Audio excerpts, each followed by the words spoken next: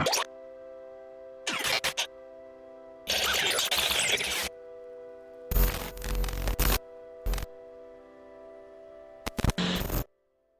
Idiots movie সকলে দেখেছে মনে হয়।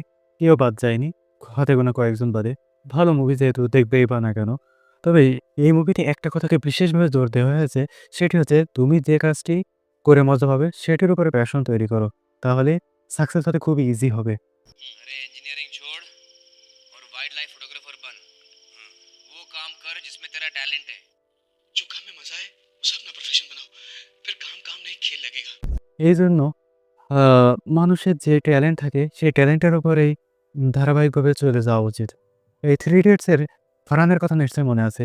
যার হচ্ছে ইঞ্জিনিয়ারিং এর থেকে ফটোগ্রাফির উপরে হচ্ছে ফ্যাসিনেশন ছিল বেশি। अगर मैं फोटोग्राफर बन गया तो कम पैसे कमाऊंगा ना। घर छोटा होगा, गाड़ी छोटी होगी और अब मैं खुश रहूंगा। I will be really happy. তবে এখন আমি যদি কাউকে জিজ্ঞেস করি কিংবা আমার থেকে কিছু অল্প বয়সের ছেলেমেয়েদেরকে যদি জিজ্ঞাসা করি, "তোমার ফিউচার ড্রিম কি?" কেউ বলবে ডাক্তার, ইঞ্জিনিয়ার, সরকারি চাকরি। তার বাইরে কিছু হবে না হয়তোবা। তবে ওই প্রসঙ্গে আজকে যাব না। যেহেতু এখানে ক্রিয়েটিভিটি নিয়ে কথা বলা হচ্ছে, তাই ফটোগ্রাফি তার মধ্যে একটা অন্যতম একটা জিনিস। আমাদের ভিতর থেকেও কেউ ফটোগ্রাফার হতে চায় এবং এই ফটোগ্রাফি নিয়ে প্যাশন তৈরি করতে চায় এবং এই ভালো লাগাটা কাজে লাগিয়ে তার জীবনটাকে আরো সামনের দিকে এগিয়ে নিয়ে যেতে চায়। কিন্তু আমাদের কি সে ভাগ্য আছে? নাই। কারণ আমাদের একটাই ভুল, আমাদের জন্ম হয়েছে সাউথ এশিয়ার দেশের ভিতরে। এই ফটোগ্রাফি ছাড়া আমরা তো দৈনন্দিন জীবনে চলতেই পারি না বা চলতেই পারছি না। তবে আমি আজকে আ অন্যভাবে জানার চেষ্টা করব যে ফটোগ্রাফিটা আসলে কিভাবে কিভাবে এটা আমরা ব্যবহার করতে পারি অন্যভাবে। এজন্য আমি বলে থাকি photography is not just a passion. It also means of uncovering new mysteries. আর আমরা তো এটাও মনে করে থাকি যে পৃথিবীতে নতুন কিছু আবিষ্কার করে থাকে, উদ্ভাবন করে থাকে বিজ্ঞানী বা গবেষকরা। কিছু ফটোগ্রাফার এমন কিছুর সম্ভাবনা তৈরি করেছে বা তারা আগে বের করেছে যেটা আসলেই অনেক প্রশংসার দাবিদার। এমনকি তারা অনেক কিছু সম্ভাবনার দিকও তুলে ধরেছে। অকাপিয়া নামের এই প্রাণীকে প্রথম দেখলেই বোঝারই উপায় নাই যে এটা ঘোড়া নাকি জেব্রা নাকি জিরাফ। একটা অন্যরকম সুন্দর প্রাণী। অকাপিয়াকে প্রথমে সামনে তুলে আনা হয় একজন ফটোগ্রাফারের ১৯০১ সালের ক্যামেরার ক্লিকে। স্যার হ্যারি জনস্টন নামে একজন ব্রিটিশ ফটোগ্রাফার অনুসন্ধানকারী প্রথমবার ক্যামেরায় ধারণ করেন। তার আগে মানুষ শুধু স্থানীয় গল্প থেকে প্রাণীর কথা শুনত। কেউ এর অস্তিত্ব নিশ্চিতভাবে জানত না। স্যার হ্যারি জনস্টন প্রথম প্রমাণ তুলে ধরেছিল। তাহলে তো বুঝতেই পারছেন ফটোগ্রাফি কি অসাধারণ করতে পারে। এজন্যই অ্যানসেল অ্যাডামস বলেছিলেন, তুমি ছবি তুলো না, তুমি সেটা সৃষ্টি করো। সোনা লিওপার্ড, যেটাকে আমরা বাংলাতে হিমবাগ বা তুষারবাগ বলা যেতে পারে। ১৯৭০ সালের আগে এদের উপস্থিতি মানুষ খুবই কম লক্ষ্য করেছে। জর্জ স্কেলার, একজন বিখ্যাত বন্য ফটোগ্রাফার, হিমালয়ের দুর্গম পাহাড়ে অভিযান চালায় সোনা লিওপার্ডকে ক্যামেরায় বন্দী করার জন্য এবং সফলও হয়। জর্জ স্কেলার রিমোট ক্যামেরা ব্যবহার করে পাহাড়ের এক ট্রাইলে ক্যামেরা স্থাপন করেন। সোনা লিওপার্ডের ছবি প্রকাশের পর যা হয় সেটির জন্য জর্জ স্কেলার আসলে প্রশংসার দাবিদার। ১৯১৩ সালে হাঙ্গেরিতে ইন্ডা ফ্রাইডম্যান একটি ছোট্ট শহরে জন্ম। স্বপ্ন শুধু বড় না, সাহসী হওয়া শিখতে হবে।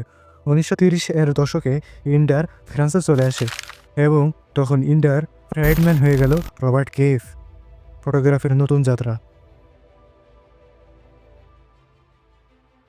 ৬ বছর পর ১৯৩৬-এ স্প্যানিশ সিভিলর সৈন্যরা ছুটছে, বোমাবর্ষণ করছে।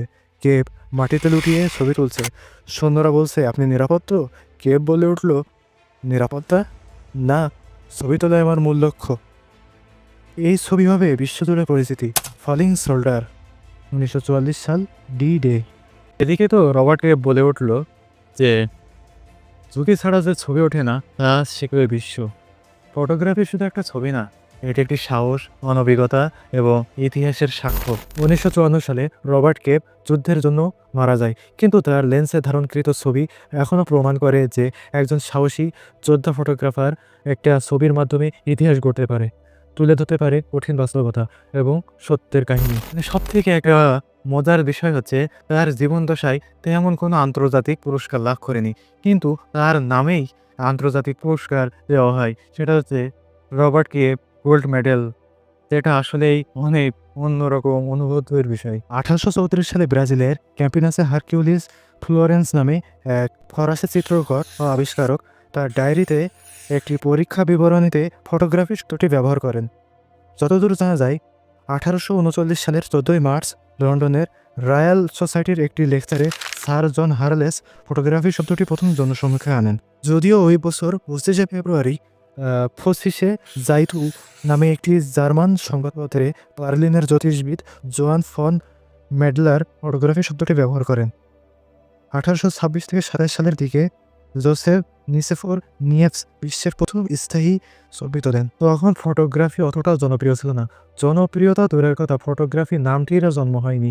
আরও মজার ব্যাপার হচ্ছে এটাই যে 1826 সালে নিয়েভস একটি ছবি তোলার জন্য 8 ঘন্টা ব্যয় করেছিল। ফটোগ্রাফি মূলত মোটামুটি মানুষ জানা শুরু করে 1839 সাল থেকে। তবুও সে সময় ছবি তোলা বেশ সহজলভ্য ছিল না। লুই ডাগের একটি বিশেষ পদ্ধতির মাধ্যমে ছবি তোলা হতো। সেই পদ্ধতির নাম হলো ডাগারিওটাইপ। ফ্রান্সের সরকার ডাগারিওটাইপ পদ্ধতি মানবতার জন্য উন্মুক্ত উপহার হিসেবে ঘোষণা করে। এবার অনেকের জানার বিষয় যে ডাগরিওটাইপটা কি বা এটা কিভাবে কাজ করে। যদি এক বাক্যে বলি, ডাগরিওটাইপ হলো রূপার পাতের ওপর আলো ফেলে ছবিকে স্থায়ী করে তোলার প্রাচীন পদ্ধতি। এই পদ্ধতিতে প্রথমে তামার পাতের ওপর রূপার আস্তরণ দেওয়া হতো। তারপর রূপার পাতকে আয়োডিন গ্যাসে রেখে আলোকে সংবেদনশীল করা হতো। এই ধাপে পাতটিতে ছবি প্রস্তুত হতো। শুরুতে একটি ছবির জন্য মিনিটের পর মিনিট দাঁড়িয়ে থাকতে হতো। সর্বশেষ যে কাজটি করা হতো, পারদ বাষ্প দিয়ে ছবির অদৃশ্য ইমেজ ধীরে ধীরে দৃশ্যমান হয়ে উঠত। ডাগরিওটাইপ ছিল খুবই সময় সাপেক্ষ, কষ্টসাধ্য এবং জটিল একটি প্রক্রিয়া। তবে এর আরও অসুবিধা ছিল, এটি একটির বেশি ছবি তৈরি করা যেত না এবং এই ছবিটি দেখলে মনে হতো যেন এটি খোদাইকৃত। কিন্তু কী করার, এটাই তো ফটোগ্রাফি আসার গুরুত্বপূর্ণ সূচনার একটি। স্টার্টিং সামন new is good but hard. 1850 থেকে 1870 সালের মধ্যে স্টুডিও ফটোগ্রাফি, পোর্ট্রেট ছবি এবং পারিবারিক ছবি তোলার প্রচলন ছিল। অবশেষে মানুষের হাতে ক্যামেরা আসে 1888 সালে। সেই ক্যামেরার নাম ছিল কোডাক ক্যামেরা। এই কোডাক ক্যামেরাতে 100টি ছবি তোলা যেত। 1888 সালেই ক্যামেরার জনপ্রিয়তা তুঙ্গে পৌঁছায়। এই ধারাবাহিকতায় ফটোগ্রাফি অবস্থান করে বিশ্বযুদ্ধে, সাংবাদিকতায় এবং ডকুমেন্টারিতে এবং সমুদ্র মহাসমুদ্রের পৃথিবীর সর্বোচ্চ গভীরতম মারিয়ানা ট্রেঞ্জের চ্যালেঞ্জ দ্বীপে 10,008 মিটার থেকে শুরু করে আকাশ মহাকাশ পৃথিবী থেকে 6 বিলিয়ন কিলোমিটার দূরত্বে পেলে ব্লু ডটের ফটোগ্রাফিতে চরমভাবে সফলতা রয়েছে।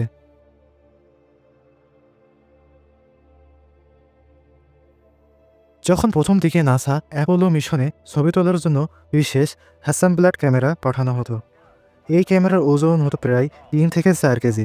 কিন্তু ওজন কমানোর জন্য ক্যামেরাগুলো চাঁদে ফেলে আসতে হতো, শুধু ফিল্ম নিয়ে আসতো। অ্যাপোলো 11 মিশনে নীল আমস্ট্রংও হ্যাসেলব্লাড 500 EL ক্যামেরা ব্যবহার করেছিল।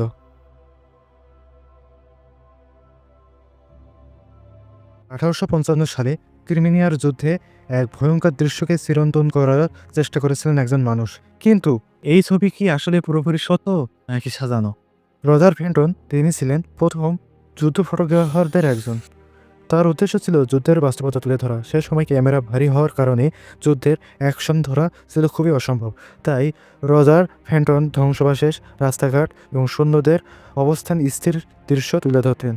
তার সবচেয়ে বিখ্যাত ছবি the valley of the shadow of death দেখলে মনে হবে রাস্তার ওপর ক্যানন বল ছড়িয়ে আছে। কিন্তু অনেক ইতিহাসবিদ মনে করেন ফেন্টন কিছু ক্যানন বল ইচ্ছাকৃতভাবে সাজিয়েছিলেন, কারণ ছবি যেন যুদ্ধের ভয়াবহতা আরও স্পষ্টভাবে বুঝতে পারে।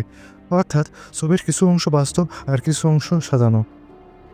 The valley of the shadow of death, এই ছবিটি আমাদেরকে শেখায় photography is not just a information or fiction, it also a tool for story telling. বিজ্ঞানী আইনস্টাইন থেকে শুরু করে Pablo Picasso, Lord Byron, David Beckham এবং ফোর্ড মোটর কোম্পানির প্রতিষ্ঠাতা হেনরি ফোর্ড, ব্রিটিশ প্রধানমন্ত্রী উইনস্টন চার্চিলের মতো বিখ্যাত মানুষের পছন্দের শখ ছিল ফটোগ্রাফি। এই ফটোগ্রাফি আমার আপনার কাছে পছন্দ ও শখের নাম হলেও এই ফটোগ্রাফি নিয়ে লেখালেখি থেকে শুরু করে বিশ্ববিদ্যালয় এবং বিভিন্ন ইনস্টিটিউটে PhD পর্যন্ত করা হয়ে থাকে।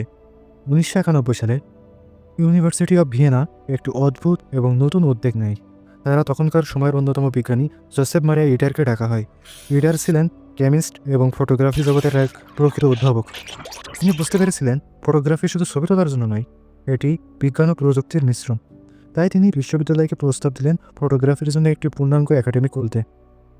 ইডার প্রথমেই একটি বিশেষ কোর্স চালু করেন, যার নাম ছিল ফটোগ্রাফি কেমিস্ট্রি। এখানে শিক্ষার্থীরা শুধু ছবি তোলার কৌশল শিখত না, তারা শিখত কেমিক্যাল প্রসেস, লাইটের বৈজ্ঞানিক ব্যবহার এবং ফিল্ম তৈরির জটিল বিজ্ঞান। এই কোর্সে পরবর্তীতে আধুনিক ফটোগ্রাফি ডিপার্টমেন্টের প্রথম আনুষ্ঠানিক রূপ হিসেবে বিবেচিত হয়। এর আগে পৃথিবীর কোনো বিশ্ববিদ্যালয়ে ফটোগ্রাফি ডিপার্টমেন্ট নামে কিছু ছিল না। কোথাও ছিল ছোট কোর্স, কোথাও ছিল কর্মশালা, কিন্তু পূর্ণাঙ্গ বিভাগ ভিয়েনাতেই প্রথম। জোসেফ মারিয়া ইডার এর উদ্যোগে শুধু শিক্ষাকে বদলায়নি, ফটোগ্রাফিকে একটি বৈজ্ঞানিক ও প্রযুক্তিগত বিষয়ে হিসেবে প্রতিষ্ঠা করেছেন, যার ধারাবাহিকতায় 1904 সালে জার্মান টেকনিক্যাল হাই স্কুলে ফটোগ্রাফি কোর্স সাব ডিপার্টমেন্ট চালু করে। 1920 সালে আমেরিকা নিউ ইয়র্ক ইউনিভার্সিটিতে ফটোগ্রাফি একাডেমিক সাবজেক্ট হিসেবে গ্রহণ করে। ঢাকা বিশ্ববিদ্যালয়ে 2012 সালে 23 জানুয়ারিতে যাত্রা শুরু করে টেলিভিশন অ্যান্ড ফিল্ম স্টাডি নামে। এটি 29 নভেম্বর 2016 সালে নাম পরিবর্তন করে রাখা হয় টেলিভিশন ফিল্ম অ্যান্ড ফটোগ্রাফি, যা কলা অনুষদের অন্তর্ভুক্ত। এই ফটোগ্রাফির শক্তি অসীম। এটার শক্তি এতটাই যে এক ক্যামেরার ক্লিকে থামিয়ে দিতে পারে একটি যুদ্ধ এবং তুলে ধরতে পারে অসম্ভব কঠিন বাস্তবতা। 1972 সালের ভিয়েতনামের যুদ্ধের সময় ভিয়েতনামে বিমান হামলায় ভুল করে একটি গ্রামকে নেপাম বোমা দিয়ে পুড়িয়ে ফেলা হয়। সেখানে একজন ছোট্ট মেয়ে থাম তাই কিম ফোক এর সারা শরীর পুড়ে যায়, পোশাক ছাড়া ব্যথা নিয়ে দৌড়ায়। এই করুণ দৃশ্যকে নিক ইউটি ক্যামেরায় বন্দি করে ফেলে এবং নিজ হাতে মেয়েটিকে হাসপাতালে নিয়ে যায়। এখনই তো এবার খেলা শুরু। এই ছবি প্রকাশ হওয়ার পরে সারা বিশ্বে প্রতিটি জনতার মাঝে শুরু হয়ে যায় প্রতিবাদের এক অন্যরকম ঝড়। শুরু হয় যুক্তরাষ্ট্র বিরোধী আন্দোলন। আমেরিকার লক্ষ লক্ষ জনতা রাস্তায় নেমে আসে। সবার কণ্ঠ একই, স্টপ দ্য ওয়ার। মার্কিন সরকার ব্যাপক আন্তর্জাতিক চাপে পড়ে যায় এবং যুদ্ধ দ্রুত শেষ করার পরিকল্পনা গ্রহণ করতে বাধ্য হয়। নিকিউটি এবার একজন ফটোগ্রাফার হয়ে ছবির জন্য পুলিৎজার পুরস্কার লাভ করে। কিম ফোক পরে শান্তির দূত হয়ে ওঠেন ইউএন-এর goodwill ambassador. This means you can see how powerful a photo can be. It's not just something to look at, it can change the thinking of an entire nation. তার একটি বাস্তব উদাহরণ জেমস ন্যাথওয়ে, যিনি আধুনিক যুগের সবচেয়ে মানবিক ও শক্তিশালী যুদ্ধ ফটোগ্রাফার। তার ছবিগুলো যুদ্ধের হিরোইজম নয়, যুদ্ধের প্রকৃত ক্ষত দেখিয়েছেন। যেমন 1994 সালে রুয়ান্ডার গণহত্যার সময় জেমস ন্যাথওয়ে তার ছবিতে অমানবিক চিত্র তুলে ধরে, ফলে নাড়া দেয় পশ্চিমা বিশ্ব এবং রুয়ান্ডার আন্তর্জাতিক হস্তক্ষেপ দেরিতে হলেও ত্বরান্বিত হয়। সোমালিয়া দুর্ভিক্ষে মৃতপ্রায় শিশুদের তুলে ধরায় সেখানে বিভিন্ন দেশের সরকার ও এনজিও দ্রুত রিলিফ পাঠানো শুরু করে। জেমস ন্যাথওয়ে আরও কিছু তুলে ধরেছেন ইরাক, আফগানিস্তান ও বলকান যুদ্ধ। তার প্রতিটি ছবিতে প্রশ্ন ছিল, can war really provide a solution? ন্যাথওয়ে তার এই সাহসী ফটোগ্রাফির জন্য বহুবার পুলিৎজার এবং নোবেলের মতো পুরস্কারের জন্য নমিনেট হয়েছিল। সুদানের দুর্ভিক্ষের সময় কেভিন কার্টার দেখল একটি ক্ষুধার্ত শিশু হামাগুড়ি দিয়ে ইউএন ক্যাম্পের দিকে যাচ্ছে। তার পিছনে শকুন অপেক্ষা করছে। শুধু একটি ক্লিক, শুরু পুরো দুনিয়া জুড়ে ঝড়। কয়েক সপ্তাহের মধ্যেই পুরো পৃথিবীতে একটা অন্যরকম ঝড় সৃষ্টি হয়ে যায়। লক্ষ লক্ষ ডলার পাঠানো হয় আফ্রিকাতে এবং বিভিন্ন তহবিল সংগ্রহ করা হয় এবং মিডিয়াগুলো এই দুর্ভিক্ষকে কেন্দ্র করে আন্তর্জাতিক চাপ সৃষ্টি করে। কেভিন কার্টার তার ভালসার অ্যান্ড দ্য লিটল গার্ল ছবির জন্য পুলিৎজার লাভ করে এবং 1994 সালে নিজের গাড়িতে গ্যাস ইনহেল করে আত্মহত্যা করে। আপনাদের মতো আমিও অবাক হয়েছি। আত্মহত্যা? সে কেন আত্মহত্যা করতে যাবে? সে তো কঠিন বাস্তবতা তুলে ধরেছে এবং পুলিৎজারের মতো পুরস্কার লাভ করেছে। তাহলে তার কি এমন ঘটলো যে তাকে আত্মহত্যার মতো কাজ করতে হলো? The vulture and the little girl ছবিটি তাকে বিখ্যাত করে ঠিকই, কিন্তু তার থেকে বেশি সমালোচনার সৃষ্টি করে। ছবিটি দেখলে বোঝা যাবে কেভিন কার্টার তার ছবিটি ক্লিক না করে আগে থেকে সাহায্য করতে পারত। তার এই ত্রুটির কারণে বিশ্বজুড়ে সাংবাদিক, পাঠক, মানবাধিকার কর্মীরা তাকে আক্রমণ শুরু করতে থাকে। তার সামনে বারবার প্রশ্ন এসে দাঁড়ায়, তুমি শিশুটিকে সাহায্য করলে না কেন? ছবিটি তুলেও চলে গেলে কেন? এটাই কি তোমার নৈতিকতা? তারপর কার্টার জানিয়েছিল, আমি এত ক্ষুধা, মৃত্যু, দুঃখ সব কিছু দেখে মানসিকভাবে ভেঙে পড়েছিলাম। তিনি নাকি আবার শিশুটিকে সাহায্য করেছিলেন, কিন্তু তার এই কথা কেউ কর্ণপাত করেনি। এই চাপ প্রতিনিয়ত তাকে ডিপ্রেশনের দিকে নিয়ে যায় এবং ভিতরে ভিতরে শেষ করে দেয়। পুলিৎজার পাওয়ার পরে তাকে শান্তি তো পায়নি, বরং আরও বড় সমালোচনার মুখে পড়তে হয়েছিল তাকে। কেভিন কার্টার বলেছিল, পুলিৎজার পাওয়ার পর আমি কোনো আনন্দ পাইনি, শুধু ব্যথা অনুভব করেছি, যার সমাপ্তি ঘটে আত্মহত্যার মধ্য দিয়ে। কিভেন কার্টার তার ক্যামেরা দিয়ে মানবতার ভয়াবহতা দেখিয়েছিল, কিন্তু মানবিক যন্ত্রণা শেষ পর্যন্ত তাকে গ্রাস করে ফেলে। ফটোগ্রাফিকে মানুষ অনেকভাবে চেনে আর অনেকভাবেও ব্যবহার করে, কিন্তু আমি একটু অন্য বা ইউনিকভাবে একটু দেখানোর চেষ্টা করলাম।